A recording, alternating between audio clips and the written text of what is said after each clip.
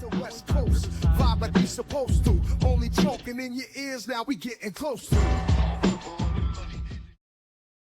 We are live. I'm here with Jeremy Fields, the Corona King, and my coach, my friend, Planet Black Belt under Eddie Bravo, owner of Chino Hills, owner of New Caney, owner of Amsterdam, owner of Dublin, and owner of 10 Planet Corona, where he is the head coach. Welcome along, Jeremy. Thanks for having us. Yo, thank you for having me on. And I am a co-owner or sponsor of some of those gyms. Oh, sorry. I'm not sole owner, so let's make sure that that's clear, because all my guys are working hard and I wouldn't want to take any credit from any of them. So for sure, all of them are working hard, whether I'm a partnership or just a sponsorship to any of them. So yeah, just want to make that clear.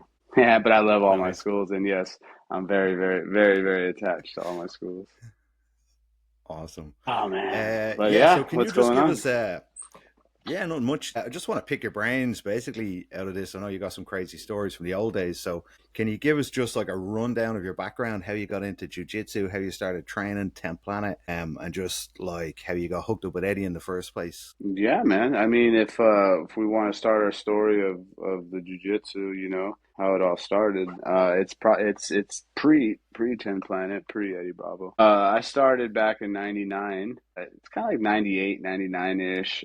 Started training with a couple buddies. I was introduced to it. It was still at my friend at a friend's house, and we were in the living room, and that's kind of where it all started, was in the living room, right? So, but from there, I got to meet some pretty good legends in the sport in that living room, so, but to fast forward outside of that, I think we were kind of just showing up every once in a while. Some of the guys were kind of showing up every day, but the guy that we would show up to, he was already a purple belt under Hoist Gracie. He had some pretty good knowledge, but we would just show up and kind of just train a little bit. And from there, he was kind of like, hey, you guys are coming quite often. You should probably try out a school, and we were introduced to a guy named Sam Marcellini, which is currently a black belt under Hoist Gracie now. But prior to that, he didn't have a gym yet. He was kind of training out of his apartment at the time. So kind of switched over from one house to another house. And then from there, he ended up opening a gym. And, we kind of all fell into suit from there.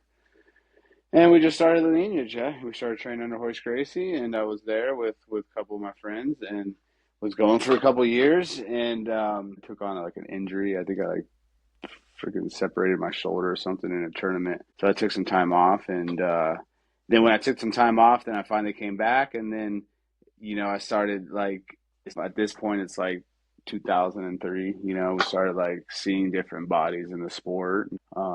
We were introduced to a guy named Eddie Bravo through one of the students that we trained with.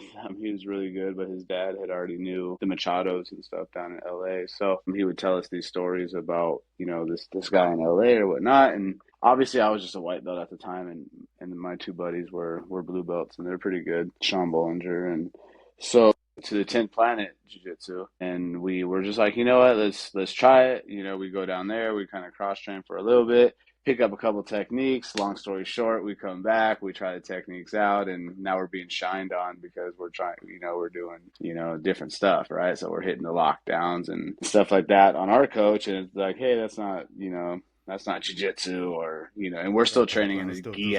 Yeah. Well, yeah, I was like, that stuff doesn't work. What are you doing? It was no gi, but at the time we were still training in the gi. So we started kind of like doing the no gi stuff, and, started getting shined on, and then kind of kept cross training. And then from there, it was just like, we kind of made our decision. We're going to start going down to LA, and we started just kind of, sticking it out with Eddie. And, long story short, we're here now, Nice. Like 25 years later? 20 yeah, years later? 25 years later, yeah. It's crazy. 26, 27 in total. But it's fun. It's been a long journey.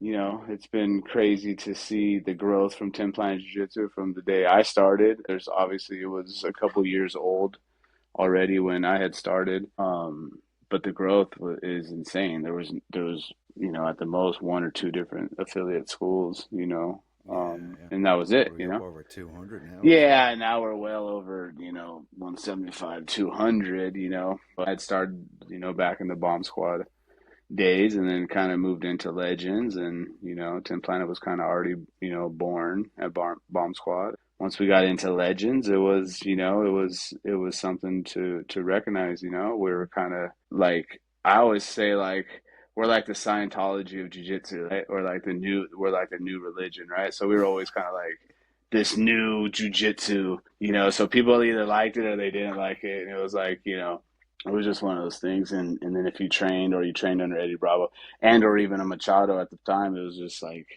it was Gracie versus Machado, Brazilians versus Armenians. It's like, it's just, it's a never ending story, right? But they were just up on top of their game. That was most appealing to me, for sure. Yeah. But yeah, we can go on and on. There's a Yeah. lot to it. Please But do. to see the evolution in Tin Planet is amazing, and where we're at now, and how many black belts in school we have. It's pretty cool. Yeah, yeah. And would you say that there's a lot of the old school guys who were, say, like Bomb Squad days or from Legends, like most of those guys still hanging around? Has there been a lot of drop off, different times, I different don't think reasons? anyone ever leaves. It's like one of those things, once you come, you can never leave. You get shined off if you fuck yourself off, but that's more so probably you did something completely, on yourself, because we're pretty open minded. We look into everything, we don't just hear something and then make quick decisions. We kind of look into everything. The guys from the original days, I would say majority of them are all still there. I can name a few of them that were there, and they're still there. Epstein's still around.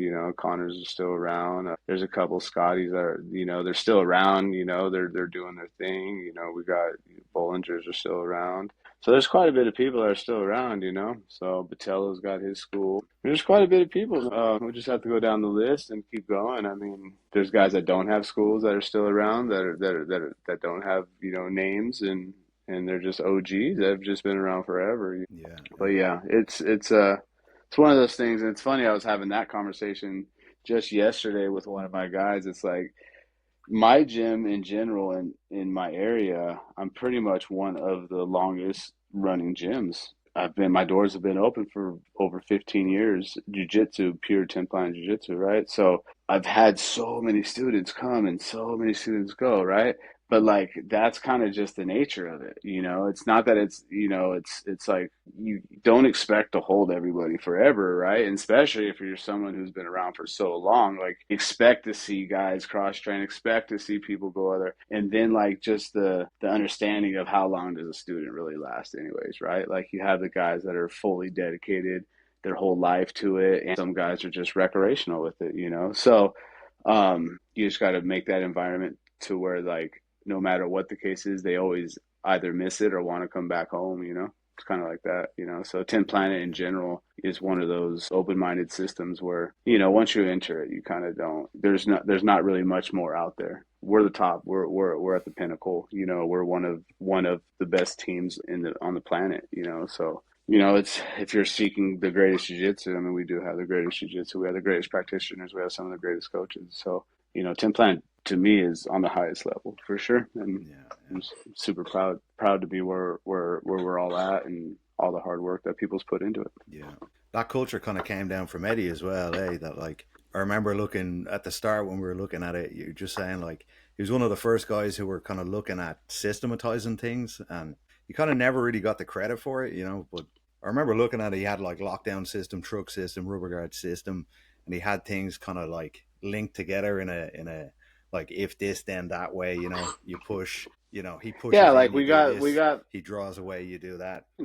still today, it's so crazy that we get laughed at for the names, right? But names Yeah, categorize things. yeah, yeah, Names make things easier, especially if I'm speaking Chinese, Portuguese, French, English, Spanish, whatever. If I just say armbar, it's like, which armbar? yeah, So if yeah, we're creating not just a system, but we're like categorizing moves, it just kind of just fits suit. It's like, what's a hat? A hat's a hat. You know what I mean? Like, yeah, yeah, you don't call a hat a thing on my head. You know what I mean? It's yeah, like, yeah, it's a hat. It's a baseball cap. It's a cowboy cap. You know what I mean? It has its name, and I think that in general has really helped and boosted jujitsu overall, whether people want to think that or not, because with Eddie creating micro systems or micro paths, whether it was Eddie or before. It's just a way to link things together. I mean, that's the new way of teaching. You know, it's like I could teach you an armbar for 30 days straight, or I could teach you a whole warm up B. And next thing you know it, you know, let's go hand in hand. Let's go 4 weeks on each and see who comes out better on top. It's going to be the guy who's runs a linking system. I mean, and Yeah. together today we put together a whole 8-week curriculum. So there's not too many systems out there that can actually say that they've done that. You Yeah. know? Yeah. Even just Yeah. the way he like breaks things down. I remember with rubber guard, it's like, okay, you get your overhooks. You know, he drives one way, you do this. He drives the other way, you do that. And it's like, it was a nice way of kind of building stuff early, you know what I mean? Because like, especially when you're new, it's very hard to kind of figure out what you're supposed to do from those Yeah, the situations, you know? fundamentals and everything have always been set. It's just now that's linking everything together. You know what I'm saying? So, like teaching kids, it's so hard to teach kids, but at the same time, it's such a rewarding thing to see a kid, right? Like, winning and or just completely grappling. But you take a kid from day one who's never even done anything, and it's like, how do you get this kid to start grappling, you know? So, you know, just got to build them up, you know, same thing. But overall, it's a good thing. You know, it's a good thing for the sport. It's a good thing for jiu-jitsu in general. And Eddie and 10 Planet in general, and everybody within the system, we've all done our best and we're all continuing to push. And we're just going to keep pushing jiu-jitsu. The bottom line is Yeah. push jiu-jitsu. You know, if you're Yeah. not pushing jiu-jitsu and you're doing jiu-jitsu, then what's your purpose? To tap Yeah. somebody out, that's cool. What happens after the tap? You know, you have to have a lifestyle. You know, I mean, this is a lifestyle. It's just not at this point. It's almost a common. Every fourth house does jujitsu. You know, Yeah. Yeah. Yeah. It's but that's definitely an changed. accomplishment. That's a huge accomplishment. You know, it might not be that way in every single country, but it's becoming that way in every single country. Yeah. Yeah. You're definitely seeing like a lot of traditional martial arts kind of getting pushed out by the like jujitsu particularly, but even just other combat sports as well, I think. Yeah, I mean, you're going to see a big surge, right? That goes for anything. Remember this Krav Maga surge or Yeah. you know, Yeah. whatever the case be, Karate in but the 80s, Kung Fu karate in instead. the 80s, you know, so maybe it's our karate in the 80s. It's Brazilian jiu-jitsu time, it's jiu-jitsu time, it's American jiu-jitsu time, it's submission grappling time, it's, you know, submission wrestling time. It's our time, it's our no gi time, it's our gi time. It's jiu-jitsu time, baby, you know. And it didn't just happen overnight, you know. It came a long way, you know. We're finally on TV. There's finally money in the sport, you know. You can Yeah. make a Yeah. living off of it, and it's never really been like that. And there's people to a credit for that, you know, bringing action to the sport, bringing eyes to the sport, you know. So, but it's good. We're in a good place right now, Yeah. for Yeah. sure. Speaking of action, I saw the team just got released for the CGI there. The 10 Planet team just got released for the CGI We did. recently. Yep, Yeah. we Yeah. Some did. great names. So, Yeah, we Geo, got obviously. Alan Sanchez. I mean, I think he's going to be a fucking force to reckon with. And yeah, we got PJ in there, and we got Geo, and I think we got Yeah. Kyle. Kyle is Yeah, on. Yeah. yeah, Yeah. and I'm missing And one more. Ryan Aiken. Ryan Yeah, and we Aiken got is there as Ryan. I well. mean, the He's force pretty is new, eh? But he seems to be a fucking demon. he's a powerhouse. You know, he's not new. Uh, Definitely not new. You know, he's been wrecking shop for a minute. yeah. But at that lineup is a really powerful lineup. I don't see us being the underdog at all. I see us Yeah. Yeah. having some pretty good fights. That's for sure. Yeah. Yeah. It's definitely an exciting format as well. Should be fun. Yep, definitely Gio's been exciting kicking format. it on the scene for such a long time now. He's like tearing it up for years. Yeah, Gio's a madman. I look up to Gio. Always have looked up to Gio. He's always been something different. He's never really been normal. You know, he's definitely a freak by nature for a reason, and it's you know, it's definitely like something to be proud of, you know, because his fan base is insane, and the things he's accomplished is on and off the mat is definitely like it's really cool, you know, Yeah. inspirational. Yeah. There you go. You know what I mean? Yeah. Whether you're a That's the word. jiu-jitsu guy, a dancer, or just like in general, a business guy. If you take the business model and you just look like how he runs a business, then you're like, hey, this is a very successful business. And you're like, who's behind it? And no, you know, and you're like, wow, this guy is a very successful person, you know, and Yeah. on and Yeah. off the mats. There's a lot to just having a solid character, and he definitely has a solid character for sure. Yeah, I'm looking That's forward my to it now. It dog. should be That's my interesting. dog. That's my dog. That's my dog. Freaks don't sleep. Yeah, I met PJ as well at a seminar. He seems like a cool dude, and Kyle, but I don't Yeah, really know the other PJ's two super guys. Alan cool. Sanchez. I met Yeah, PJ in Hawaii one time, and from there on out, it's like I've always seen PJ just wreck shop. Man, he's always been a crazy motherfucker. yeah, yeah. Are you allowed to talk about what happened in Hawaii, or is that radio silence? Nah, I mean, smoked a lot of weed, did a lot of jujitsu.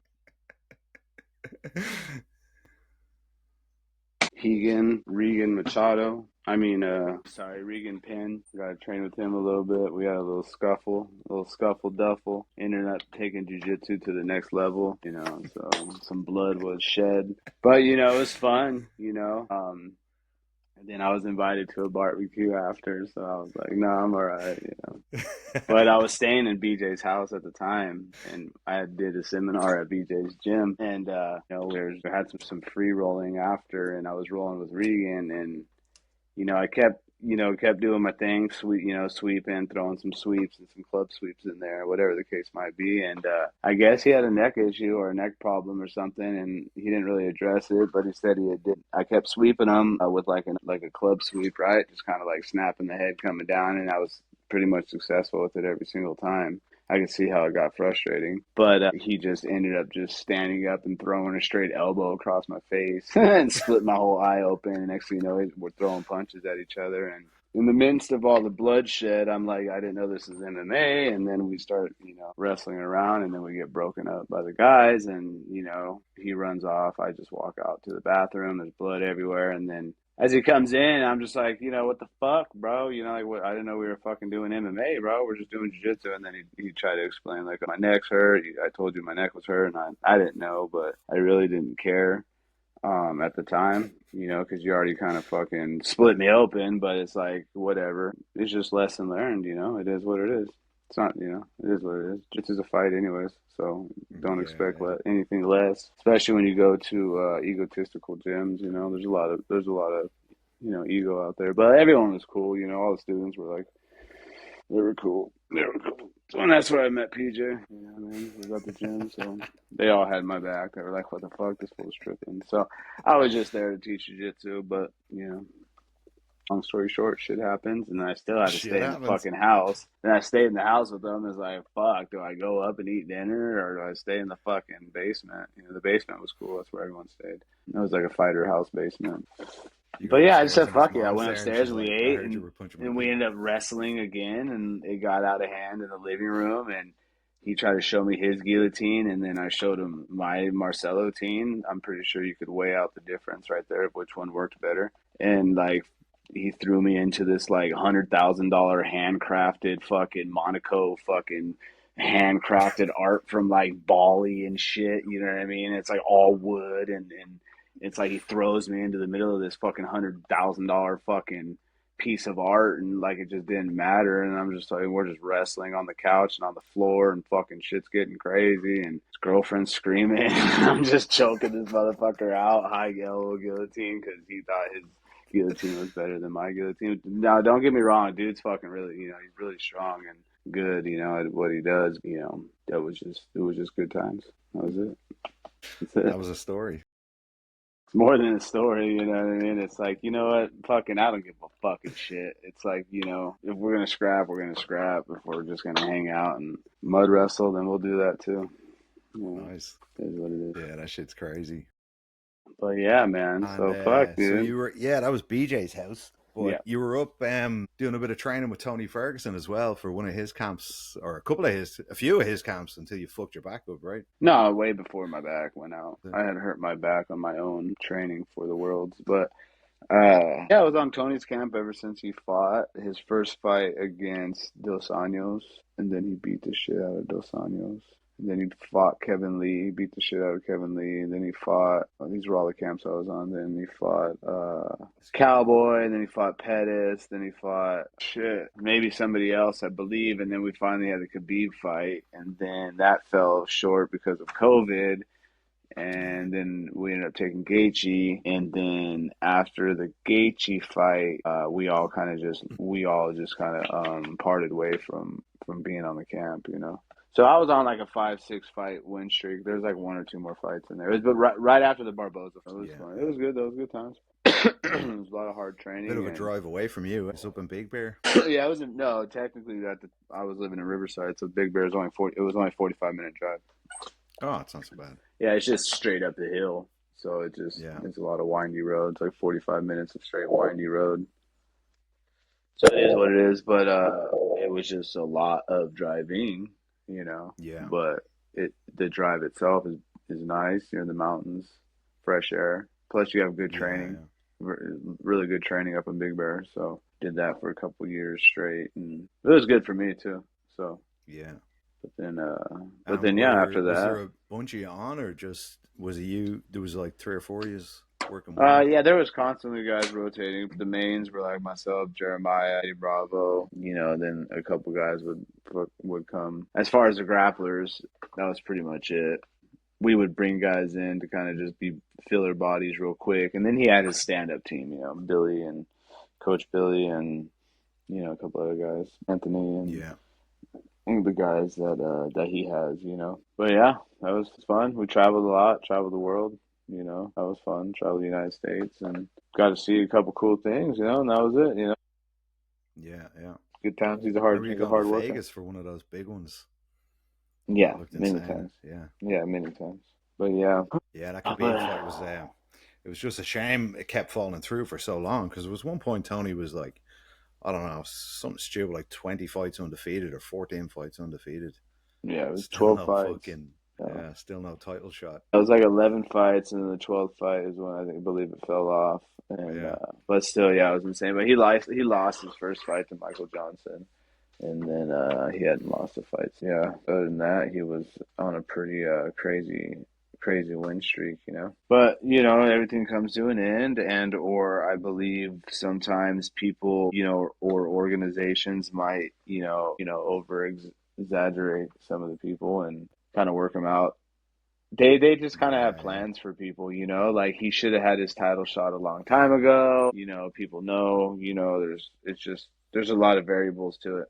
There's a lot of variables to the Tony Ferguson era. yeah, yeah.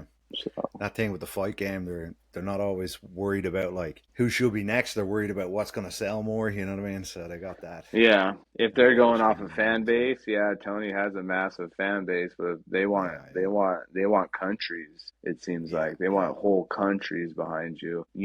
Like very few American fighters have the whole entire America behind them. John yeah, Jones, yeah, Justin Gaethje, which didn't have until he fought Tony Ferguson. I didn't even know who the fuck Justin Gaethje was before Tony mm, Ferguson. Yes, I knew he was knocking everyone out prior to. I know his legacy already, but he wasn't on my radar. But when it was him, Chandler, or like a couple guys. It was like at the time it was like, okay, don't fight Chandler. He's coming across. You know what I mean? There was a couple guys, and then just Gaethje just wasn't on the radar, which was a major threat. But I think Gaethje came in at like he was number 8. He was only like number 8 on the roster at the time. You know what I mean? yeah, So yeah, and he basically skyrocketed and collected all the fans right after that. yeah, And then by Tony going in the downward spiral, he never lost a fan, but the other guys gained more fans. yeah, yeah, So so if it's a fan base thing, if Tony wasn't fully backed by America, which I believe, everyone loves Tony Ferguson, but were they buying his merchandise? Were they doing what the yeah, UFC yeah, wants? I don't know. I don't even know. I'm not even in a position to even answer any of those questions. yeah. I So think as well, some of that is about buttering up to Dana. You know what I mean? that's what Where I'm saying. like I don't he takes those his that's shine to people, and like I don't think like John Jones. You know what I mean? Like beyond my pay grade. But if you were to look from yeah, yeah, the outside in, then and if we have an opinion, then so be it. yeah, yeah. That's why we have bloggers and journalists because we have opinions, and from what we see, we already know it's repetitive and not everyone's treated fair.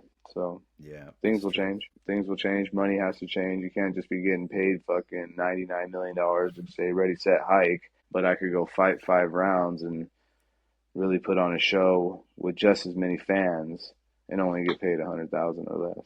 Yeah, yeah. You know what I mean? Ready, set, hike is nowhere near the intensity that we do. It's true.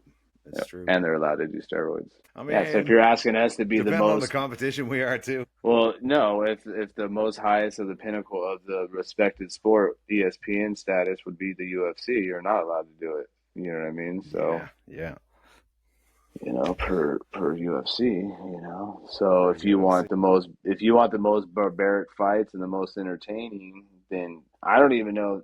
Each to each his own, right? What's entertaining, sport fighting or barbaric fighting? Yeah, yeah. Sport fighting's cool. I like it, but it could be repetitive. GSP, you know what I mean? Not even to say his was even the most classical. I mean, there's better sport fighters than him now, but it's pretty much where sport fighting started. Yeah. Was that guy, that legend, That legend. that Quebecian? Undefeated.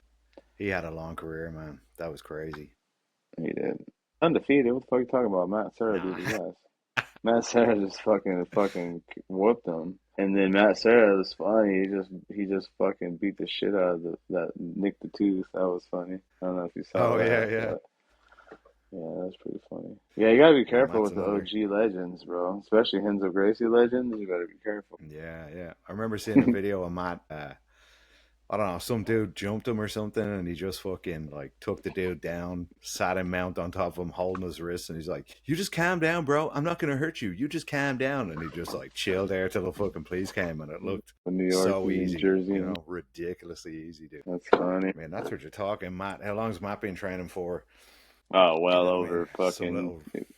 30 years probably. He was training Yeah, with yeah, some of the OG Brazilians in their garage. yeah, So that, you know what I mean? It's like there's eras, right? And there's only so many eras before the era that I started. So it's kind of cool, to see the evolution of it. Starting in mm, 99, I mean, jiu-jitsu really wasn't even anything as 95, 93 yeah, UFC, you know what I mean? Prior yeah. to But that, you would have had to even that really shit, it been was in. like you were waiting Chuck for the Norris fucking had VHSs to do the rounds before you could even get a hold of the UFC. Yeah, there was like Kung Fu Sensu. That was like the most craziest one that I really believed in. That was kind of cool. Like everything else was kind of gay, unless you really did like pure boxing or you did Yeah, like yeah, karate was kind of obviously gay. Taekwondo is kind of it's whatever. Judo has always been legit. Judo's always been legit. But good luck finding a really good judo facility. You'd be lucky to have yeah, one around you. But other than that, wrestling was only in high school. So or college, and they had no money. So we're in a really good time. Jiu-jitsu hasn't even started. yeah, So yeah. like, I hope people It's going understand that. pro.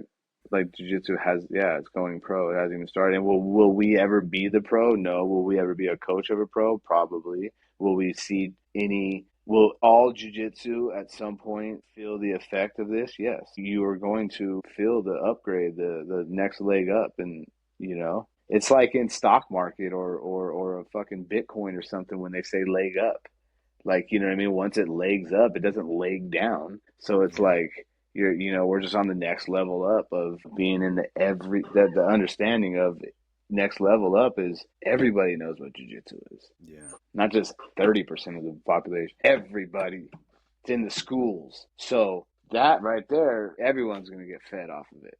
So to be in yeah, jujitsu right now, you're in a good fucking place. You're in a real good place. You can easily get 100 students right now. 100 brand new, never done jujitsu people, students right now. You could get them right now because of how popular, and it said just went pro. You know what I mean? It's like, bro, like we are in the most perfect time. And who fucking paved the way? For me, Eddie Bravo, Hoist Gracie, whatever. But Eddie Bravo really fucking put it on the map, you know. Henzo Gracie and his squad, you know what I mean? So John Jock, the real John killer, Jack. the real killer. Absolutely. And he's the silent killer, you know. He doesn't have 50 affiliates. He doesn't even have 5 affiliates. You know what I mean? He doesn't give a fuck affiliate. He's John Jock Yeah. Machado. You know what I mean? Come holler at him. You know, he'll let you know what time it is. So He just to certainly see will. him have 3, 4, 700 students is like, well, duh. What do you expect? Yeah, yeah, I wouldn't expect any less. yeah, You know what I mean? So the trickle effect, even to the next generation, to the next generation, to my black belts, to my black belts, the money's going to be there. Just how consistent are you, and how hard are you going to go? But just yeah, even yeah. 1% of what is about to happen is still money, is still food on the table, you know, Yeah, yeah. because of where we're at today in society with jiu-jitsu. So, and we're in a good place. If you want to go hard, you go hard. You make a lot of money right now. Really good time. You can almost convince any neighbor to sign up for jiu-jitsu right now. Mm. I had a 70-year-old walk into my gym yesterday. I'm pretty sure he's coming back to sign up. Oh, You know what I that's mean? awesome. He only walked in because my next door neighbor, we have a gun range, so a lot of people. So he walked in, and then I literally sold him on the fact of how jiu-jitsu is anti fucking aging, how it could reverse fucking diabetes, like like the properties of jiu-jitsu is fucking insane outside of the martial art aspect, outside of the self-defense aspect. Like, dude, the health benefits, we're in the best place. We're selling health, bro. The fuck. If you don't want to buy health, then go be fat and eat McDonald's. I don't care. I'm fine with it. You can come watch us. I'm happy with all of it. But I'm gonna sell. Yeah, I love it. And I'm gonna stick with it. So you think you're still going to be training when you're in your 80s, in your 90s? If I'm still walking and alive, then sure. Yeah, for sure. I believe in AI. I believe in Bitcoin. I believe in the future. So let's hope that AI could clear arteries and restore your heart and and then we'll be fine. It could purify your blood. The second we purify our blood, then I think we could live forever. You know what I mean? Because then our blood could, you know what I mean, long as the cholesterol is down and our valves and our arteries are working, I think we could live forever. And imagine a black belt that's been alive forever. Dude, it's going to be amazing. Someone That'd who's be like fucking 70 years alternate. old. Like He's you been know a what I mean? black Like belt for the 70 problem with years. the problem with black belts is we fucking deteriorate. Yeah, yeah. Fucking, it's just physics. It is what it is. The human, you're gonna deteriorate. You know what I mean? But imagine a black belt that stayed young forever. Crazy. But jujitsu is Future is fucking different. yeah. But jujitsu makes you stay young. It only just gives you gray hair. Yeah, yeah. Well, I'm starting to get But that you now. stay young. You stay young, but you have it makes you. It depletes all the salts. You know. So we can get into all that too. But when you do jiu-jitsu, you should stay on top of your health.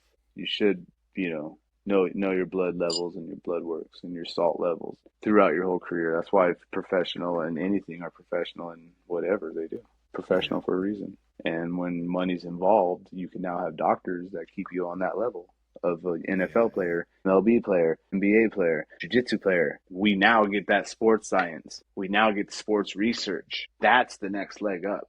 You know what I mean? We get more research, we get more science, we get more therapy, we get more recovery. You know what I mean? So we're in a good place, Dom. Show. But yeah. Speaking of eating healthy. I did. Oh, is that highlighted? My eggs? Yeah, There she is. yeah, there we go. I mean, Tell fuck, us where bro. the eggs Eggs. came from. I mean, the chickens, bro. The chickens. Your own chickens? My own chickens. You know, we got some chickens and goats, and we got some livestock. But if you want to be a farmer, be a farmer. If you want to be a jiu-jitsu guy, be a jiu-jitsu guy. Don't be both. It's a shitty combo.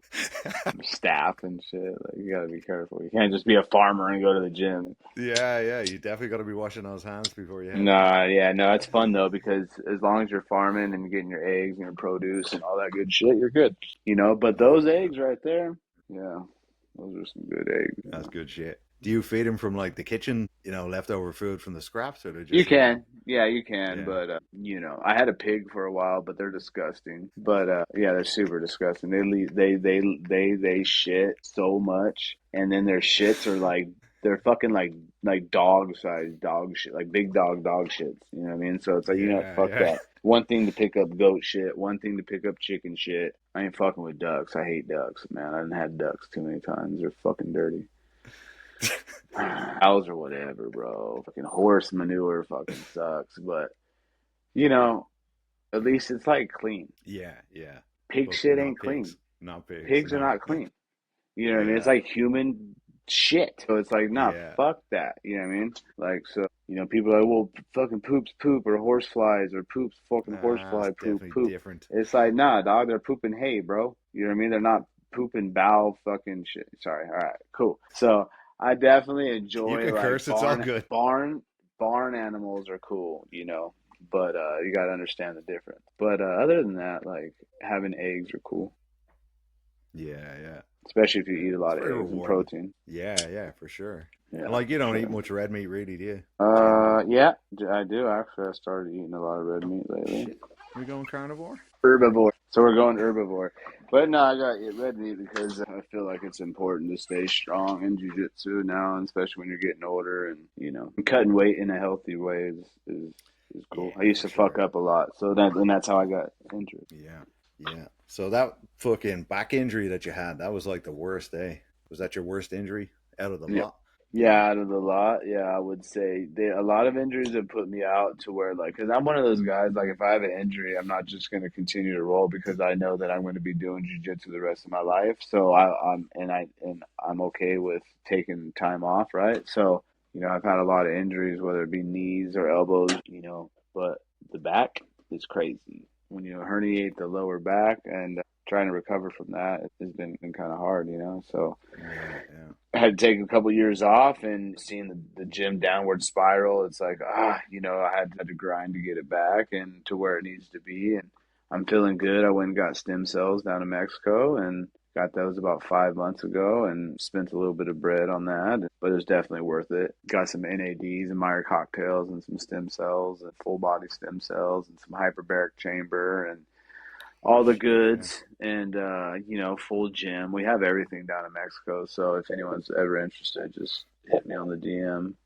We could definitely hook you up. And it's in Puerto Vallarta, so you're on. It's not Tijuana, so you're in paradise. It's on the water. Everything's really nice, fully catered. So let me know if you ever need some stem cells. But outside of that, it's been working for me, and I've already sent 3 other students down. One guy did his knee, one guy did his foot, and one guy actually did just the Myers cocktail and the NADs, which he's actually enjoying right now, the benefits of that.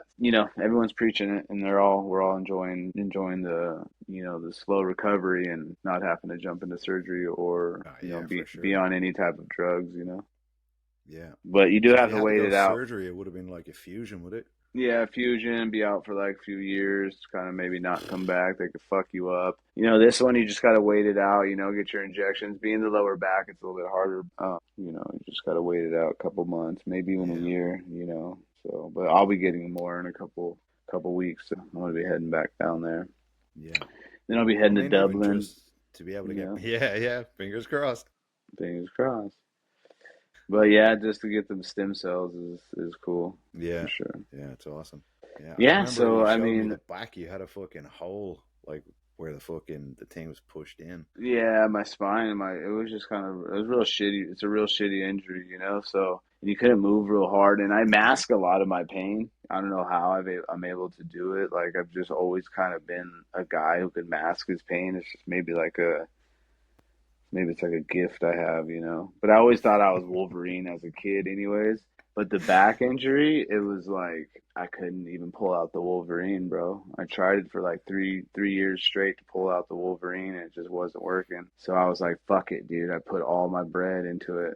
Put all my bread into it, $15,000, and I was just like, "Let's go." Went and got the full treatment, full protocol, and I believe in it, even though it's not 100% yet, but I feel that it'll come back much better than it would if I didn't do it, and much better than it was. So, Yeah, yeah. will it ever be the same? No. I know many people that have herniated their back. You're not going to be the same.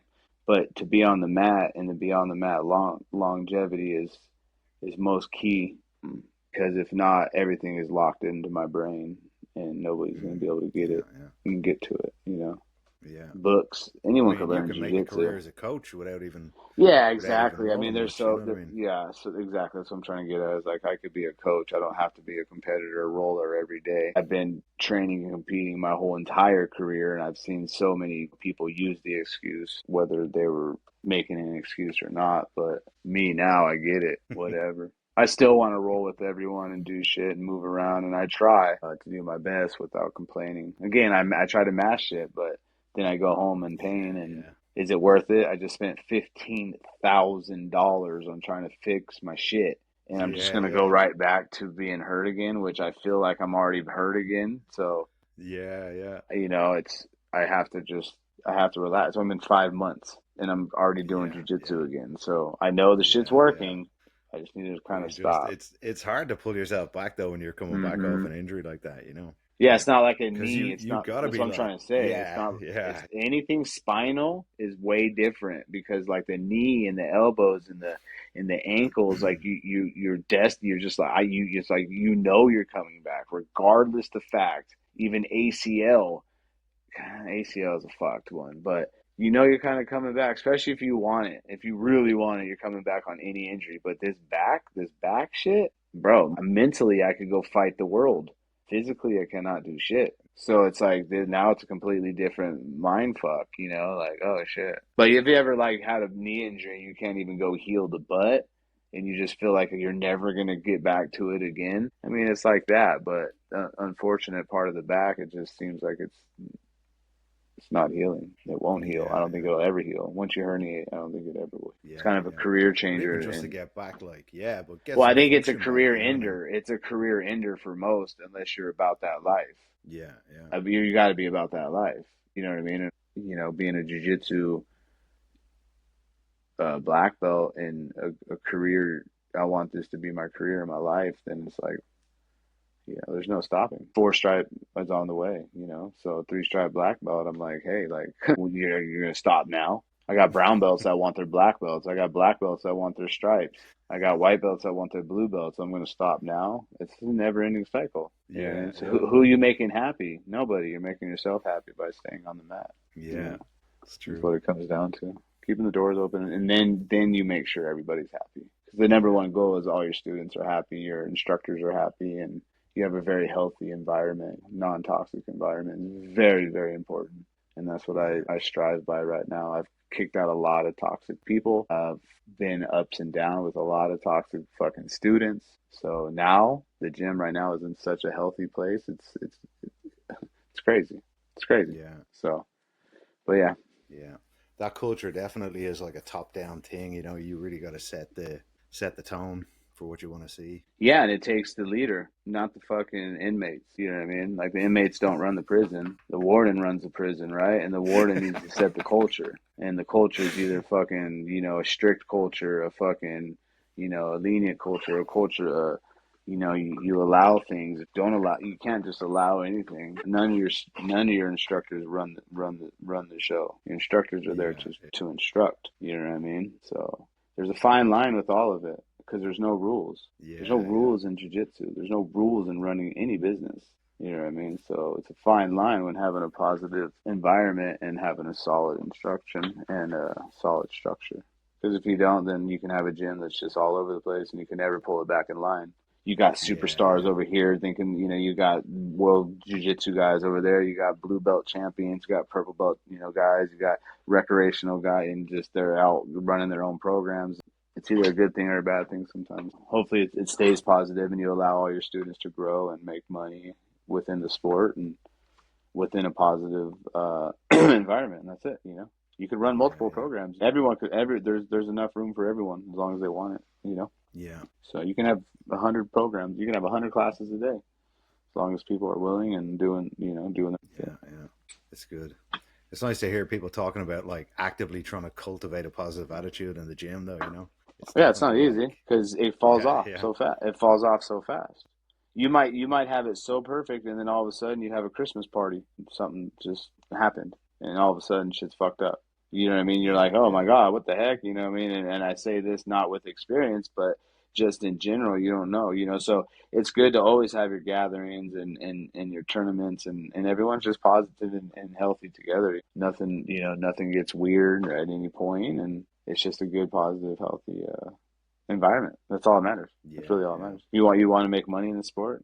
That's one good way to look at it. That's for sure. yeah, And train yeah, hard. You know, have your goals.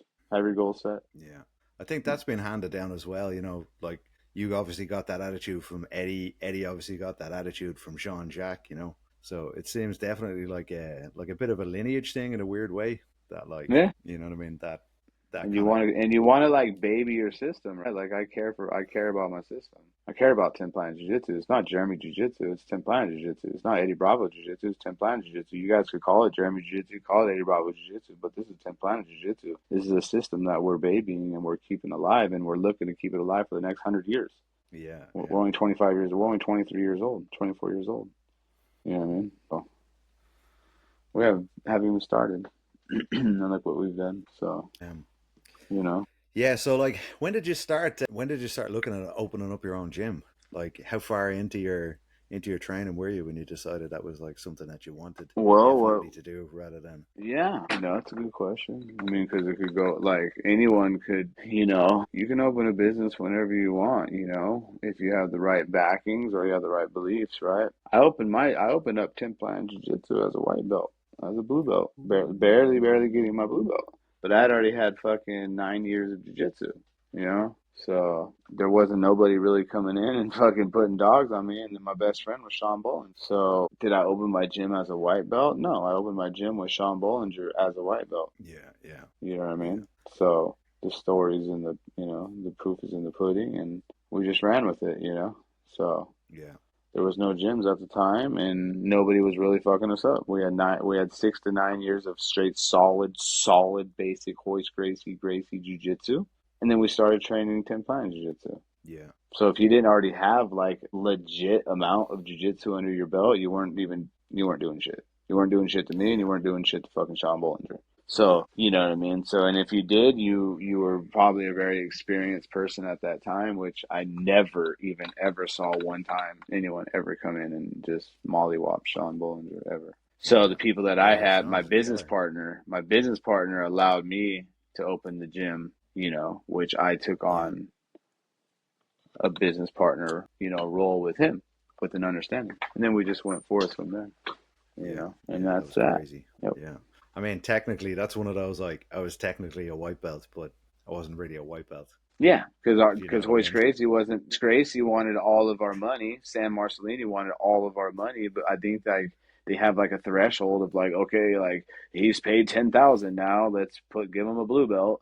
That's all. You know what I mean? I'm like, dog, bro, 6 years and I only had one stripe on my. Hey, I'm actually kind of fucking blessed. I'm actually blessed. You did me a solid because when I went to Eddie Bravo, I was still a white belt. So I got all my Yeah, belts from yeah, Eddie yeah, Bravo. You know what I yeah, mean? All my belts came from Eddie. But one thing about when I went to Eddie Bravo, I didn't even know how to do an umaplata. I didn't know how to do an umaplata. I didn't know how to do certain moves. You know what I mean? yeah, So like a very vivid memory of me going to 10 Planet, one of my very first classes was like we were doing rubber guard, doing like DAs, and we were doing like, chill dog to fucking, ice picks to like, dragging dudes out to basically umaplata, right? And I didn't even know how to get into an umaplata, and it was just like this weirdest, craziest. I didn't understand. It doesn't make yeah, sense to any of one of us right now to be like, "What do you mean you don't know how to do an umaplata?" But go tell a white belt to do an umaplata.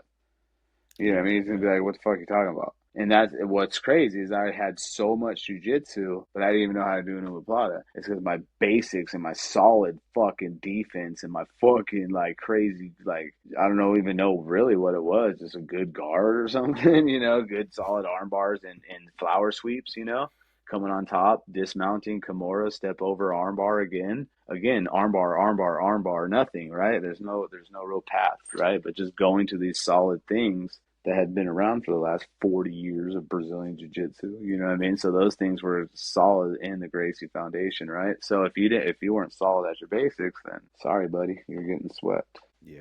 And You're getting swept. a lot of people weren't solid in their basics when we had jumped over to that system because Eddie Bravo was on like this crazy shit. But people that were Eddie students, if they weren't already long term students, they didn't understand that Eddie Bravo's crazy already, but he already understood basics. He already Yeah, had all yeah, his shit. So he wasn't teaching that. He was teaching his shit. So it's like if you didn't fucking come in with solid basics and sweeps and flower sweeps and you were just learning Eddie Bravo shit. So for yeah, us to yeah, come in with all that fucking solid foundation and they're only focusing on Eddie Bravo shit, then it's like they had this little tiny gap, and that's why Sean Bollinger and myself came in with as a powerhouse. yeah, You know what I yeah, mean? We had solid basics, and then we learned that shit, and we didn't bring our solid basic shit back. We brought his shit back.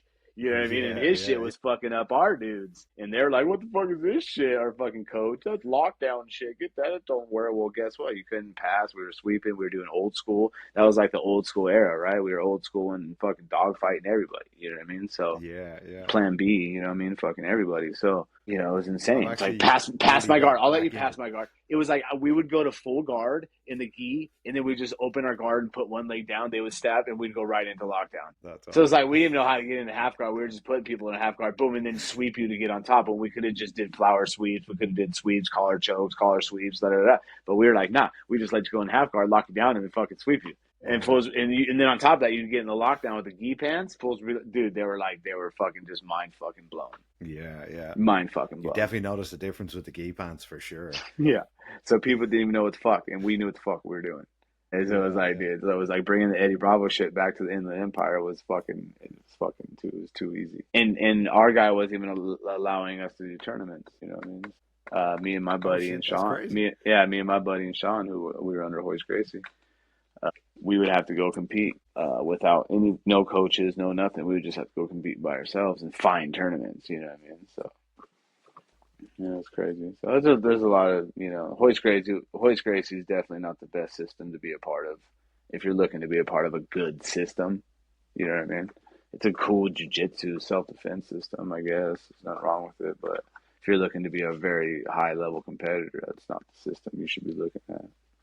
Henzo, different story. Matt Hughes is my dog, but it is what it is. I was there. I was at that fight. I went to that fight. No My whole way. Gracie Yeah, that's team crazy. went to that fight. We went as a Gracie Yeah. train, bro. Like, Gracie. And I just, took my shit off and walked out the fucking... It was in Anaheim, bro. It was at the duck pond, bro. It's like, I'm out of here, bro. This shit fucking bullshit. Fuck, it was Did so you keep the whack stuff or because, just throw it in the bin on the way out? everything, literally, if you go back in history and you watch the fucking fight, everything they taught us not to do, he did. Oh, that's hilarious. I mean, it is a different story with a mat on top of you like that. I know. But literally everything we were told not to do, he did. Prior to that fight, our whole lives we were told not to do that type of shit. And he did everything we were told not to do. It was funny. God I damn love it. Anyways, you could chop that up with a fucking grain of rice. But yeah, but other than that, man, I feel like it was all a learning experience. Yeah, for sure. And it built me and my character to where I'm at today. And I go on. There's so many stories I could go on. Yeah, yeah. Being at the UFC way back in the day with Vitor Belfort fighting. Fedor fought Marvin Eastman. That shit was funny as shit. One of the biggest cuts in the UFC history. Yeah, I was at that fight. Oh. I was taunting Marvin Eastman the whole time. Yeah, I was a ruckuser as a younger kid. I thought my jiu-jitsu was unstoppable. Didn't matter. Didn't know shit. Just went to all the fights, went to everything. And that's when UFC tickets were only like $30, $45. Yeah, Bloody nose section. We went to every single one of them. Every single UFC. And it was in fucking Vegas. It finally came to Anaheim. Yeah, I was like, dude. We had fucking Rich Franklin and Mark Coleman fought in Dublin way back in the day. My brother got tickets. And yeah, that was insane. That was fucking, jeez, I don't know when it was. Like 2008, probably something like that. It was crazy. That's a good fight. We went in early. We went for the very first fight on the card, and the whole arena was empty, bro. The fucking event was like 10 hours long. By the time the main card started, both of us were fucking completely hoarse. It was like the most excited I've ever been in my fucking life. Gotta go another one. I'm sure we'll have a Belfast one. So now you're a little bit closer. Yeah. Hopefully we'll have something. Yeah, for sure. Yeah, you definitely should. Dublin card would be great. They've never had a Dublin card, right? Yeah, they had two. Yeah, there was one with Connor. Oh, he did fight in Dublin. Or three, I think. Was there three?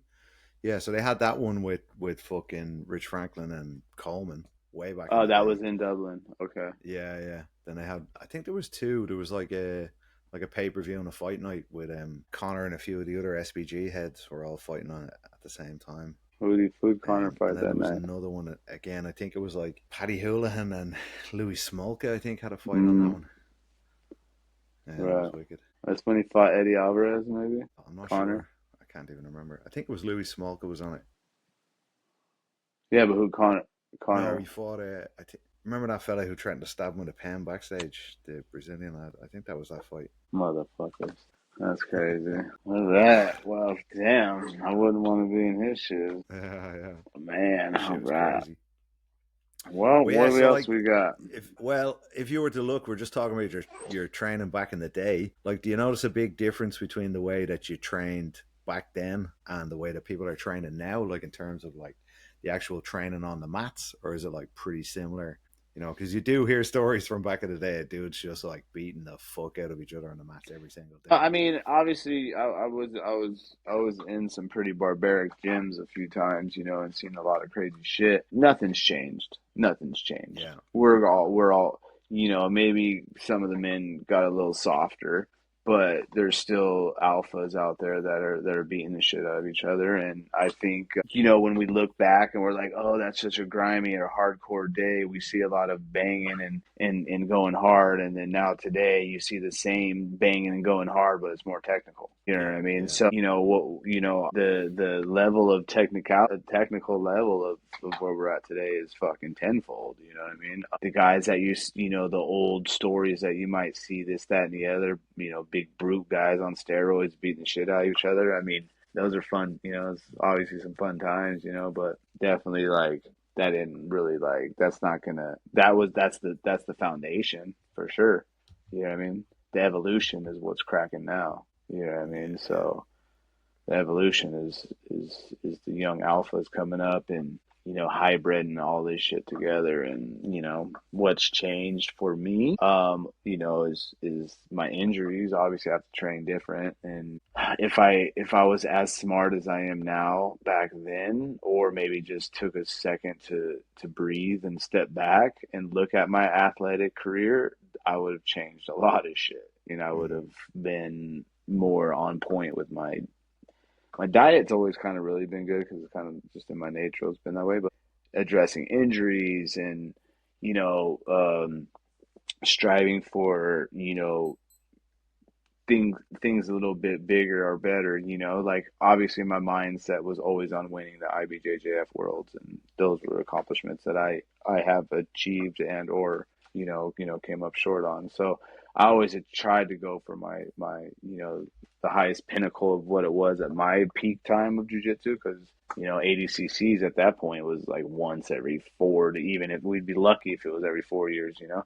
mm, So ADCCs were cool, but we had the Worlds and we had the Grappler's Quest, and obviously we had the Nagas. And I won on every single one of those levels, whether it be from blue, purple, brown, and black belt. I've won. You know, I've won each one of those events. You know, so I've always, you know, even smaller time shows, or even leaving out of the country, or even out of the states. So I've won a lot of shows. You know, and you know, like, so I just kind of, you know, just kind of just work hard, you know what I mean? Kind of just what yeah. I mean, I would just address the aspect of like, you know, again, Being smart. I was always running for the highest events, but I would probably address my injuries and stuff a little bit better. Yeah, But yeah. then I'm 45 years old now. It's like, again, my mind says keep going, and then you see the Gordon Ryans, and you see, you know, the Gary Tonins, and even Gary Tonin at this point is a little bit, and Gordon is starting to get up there in age, and you're starting to see younger alphas come up, Owen Jones, and like even then you would call him like a younger alpha. He has a lot to learn still, anyways. But the Joseph Chans and you know the Matthias, the Shazinskis, and you know, stuff like that, right? So you see these guys, and you're like, you know, I want to be there. You know, I want to be there. You know what I mean? But Yeah, they're yeah. younger, you know, and you know, it's like, oh, I would have addressed my injuries then, and would I be there right now? Well, I think it's still, regardless. You know, you see the people like, you know, Sanji, and you see people. You even see people like, you know, a Megatone. You know, the motherfucker's Yeah, yeah. still competing. So there's no excuse. You know what I mean? But I've never done steroids. I've never done any performance enhancing drugs other than anything that might have came over the counter at the most. You know what I mean? Yeah, yeah. It's addressing my injuries for me would have been, oh shit, I should have got surgery on my ACL, or my MCL, or my LCL. I should have got surgery on my shoulder, blah, blah, blah. But none of it in my mind was, oh, I should do steroids. You know what I mean? Yeah, And yeah. then surgery and steroids. And then come to find out that's what everybody fucking was doing. You know what I That's what mean? everyone was So doing. Yeah. it's like, damn, you know, so I fell short of a lot of, not victories, but like self achievements of thinking that like, oh, I could have been so much higher, and then I did this all naturally. But then there's a lot of guys that were just doing it, enhancing and not getting hurt, and you're like, how the fuck are these guys not getting hurt? You know. Yeah, yeah. So then And they're with still all my getting hurt, you know injuries, what I so mean? It's just yeah, they're so with all recovering my quicker. injuries, looking back, I'm like, well, dude, I should have fucking fixed the injuries, you know. But Yeah, yeah. was that really gonna change anything? I don't know. You know, so who knows? Who knows? But you'd say be But I smarter. would say that today's grappler or today's person that gets injured wants to continue to the sport, I would say really look into either your surgery to get that shit fixed. Because if you look at all the best grapplers or all the best athletes, they go into rehab, they go get their surgery, and they're right back on the mat. Yeah, yeah, Like Gordon Ryan, Gary Tony, they've had multiple surgeries and they're still on top of their game. So for me to be completely fucking out the game and I never did surgery nor steroids, man, I probably maybe should have. yeah, yeah. So it's like, where's You the still got time for balance? steroids if you want. No, I know, but and then it could put me right back into contingencies of wanting to fight with the Wagners and these type of people. Obviously, I'd have to train hard again and really focus on wanting to be the best. I want Yeah, to, yeah. which is Come back actually a here with a really, neck like a fucking bull. which is a really good, idea to do, But right now I'm focused on the business, I'm focused on all the Yeah, businesses, yeah, yeah. you know what I mean, and then keeping them healthy. Maybe my time right now is over. Let's build the brand and then get back to the grappling aspect. That's where I'm at right now. So unfortunately, due to a technical issue also known as me fucking up, we've lost Jeremy there. If you'd like to check out more of Jeremy, he's available on Instagram, Jeremy Fields, or at 10 Planet Jiu-Jitsu Corona as well. Hope you enjoyed the episode. Tune in next week for more of the same. Yeah, catch you all on the flippy flop. East to West Coast, vibe like we supposed to. Only choking in your ears, now we getting close to.